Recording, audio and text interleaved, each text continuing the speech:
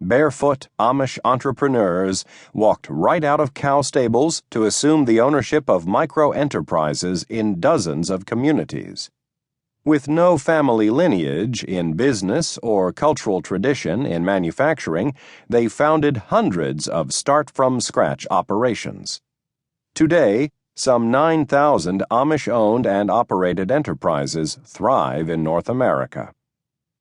Most of these enterprises are not modest mom-and-pop operations selling homemade root beer, rugs, and brooms on back road stands.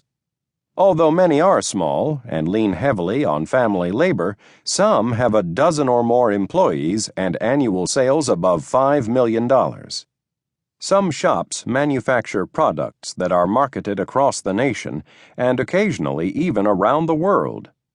A few enterprises have contracts with businesses as diverse as Kmart and Ralph Lauren. Others craft upscale kitchens for homeowners in the suburbs of Chicago and New York City. Dozens of Amish entrepreneurs have regional and often national webs of dealers and retailers who distribute their products. The rise of Amish enterprises was surprising because barefoot farmers were perhaps the most unlikely entrepreneurs, let alone successful ones.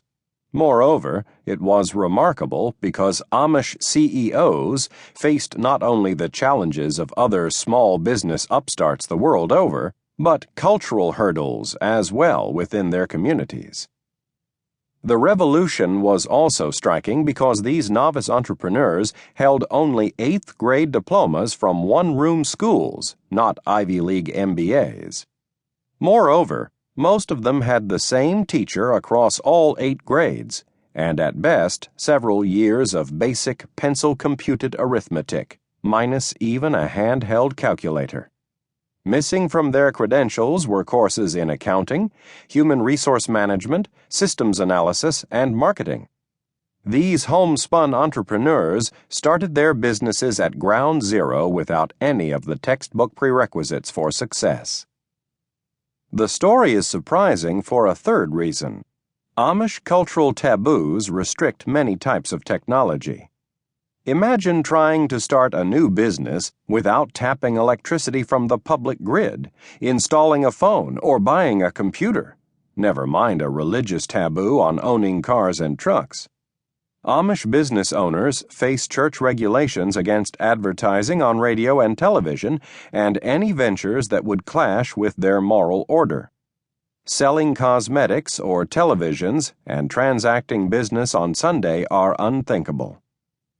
Entrepreneurs who accelerate too fast will receive visits from church leaders admonishing them about the sour effects of growth and the blowback from a large-scale operation that loads too much profit and power on the lap of the owner, a bad thing in egalitarian societies.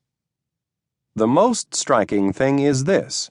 Amish businesses succeed and flourish despite the cultural obstacles stacked atop the typical hurdles faced by business startups. As a scholar of Amish society, I've followed the rise of Amish entrepreneurs with great interest. In one study, my colleague Stephen M. Nolt and I found that the failure rate of Amish enterprises was less than 5% over a 5-year period. Such a low dropout rate is impressive on its own, but dazzling when compared to a failure rate that soars above 65% for small business starts in their first 7 years in North America. The homespun Amish rate is even more astonishing considering that non-Amish entrepreneurs are plugging computers into the public grid, driving cars and trucks, and using computer-controlled manufacturing equipment. To make the tale even more tantalizing, a few Amish owners have become serial entrepreneurs, growing a business and selling it off to outsiders, plunging the profits back into new startups, and then eventually selling off their second-generation business and searching for a new one. In other cases, owners will break a thriving business into 2 or 3 separate divisions and hand them over to their children.